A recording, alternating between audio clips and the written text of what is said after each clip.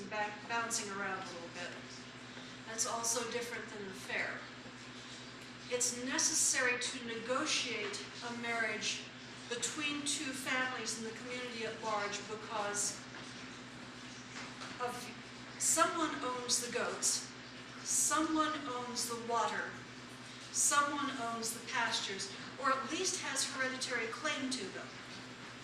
And that has to be managed throughout. This is my child. My child can have my goats when I die. This is my water. I can draw water from this well.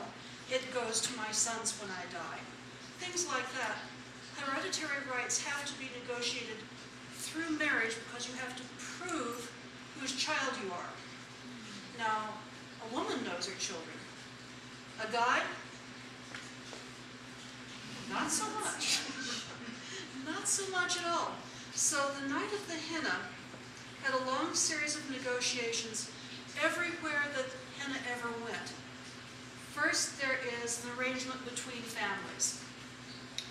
They've got to have visible exchanges of gifts, and the gifts usually include henna.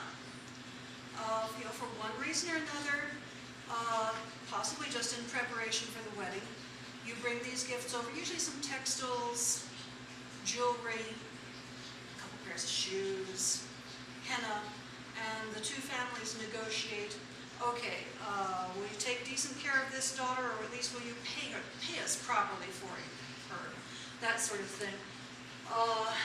Then once that is negotiated, there will be a ritual bath, both of the bride and the groom. Now for the bride, it's usually a very, very young girl up until the end of this century.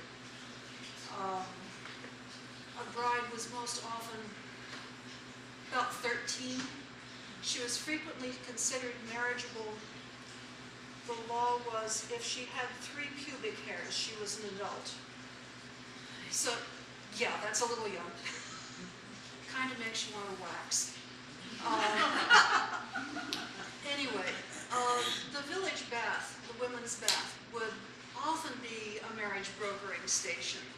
And the bath attendant and the henna artist was often part of the marriage brokering system because the henna person, the hair groomer, like your hairdresser here, she knows everyone's gossip, she knows everyone's dirt. And if it's with a women's bath, you not only know everyone's dirt, you've seen it. You know if the girl is starting to get breasts. You know if someone's got a daughter that's her hips are widening. You know the women in the group. You know who's pregnant. You know who's not pregnant. Everyone knows everyone's business at a level we can only imagine. When you get down to the night of the henna, that's when a girl gets really impressed with her position in the family. She's got to sit quite still for a long time. Her feet are going to be henned, her hands are going to be henned. It's a girl who's wearing probably 70 pounds of bridal jewelry and clothing. And to get all of this henned, you have to sit still for a good 4 hours, and some of the ceremonies are up to several days. Now, the learning of submission. Those of you who've been around 13-year-olds or have 13-year-olds, can you imagine them sitting still with strangers touching them for 4 hours? Or can you imagine a wild beast hissing and screaming? Yeah, that. But when I read the descriptions, every woman in the family is offended if they don't get to do at least one of her braids. Her hair might be in 50 braids coming down with little ornaments on the ends. Everyone wants to come up and do some of the henna and fuss over her clothing a little. It's teaching the girl, you're going to a new house, you are going to have to, one coping skill or another, shut up and submit. Because eventually you'll be the female head of the household and you'll get all the power, but this is the only way to get there. The wealth display is part of the night of the henna. I mentioned that the girl would have on up to 75 pounds of jewelry. I'm not kidding, 75 pounds clothing and jewelry on a girl that's probably just hit 60 pounds. She's weighed down pretty good there. but the family wants to show off as much of their wealth as they possibly can, because when the girl goes to the new house, they don't want the new family to treat her as some trivial little thing that they can be mean to. They put all their money that they possibly can into showing off to the community, we're wealthy, we're substantial, we've got all sorts of goods. Now, in Yemen, North Africa, when people don't have the money to drop huge amounts on the wedding, you rent the jewelry, you rent the gown. And there are bridal specialists who are the henna artists. And it's very interesting that the community don't like them too much and don't trust them very much, because why is she charging so much? She's rented out that gown 130 times this year alone. But, you know, they've got to have the finest and the best. In the Moroccan ones, they have these big fancy pieces of cloth. Like, the henna artist will have, say, 40 pieces of cloth at her disposal.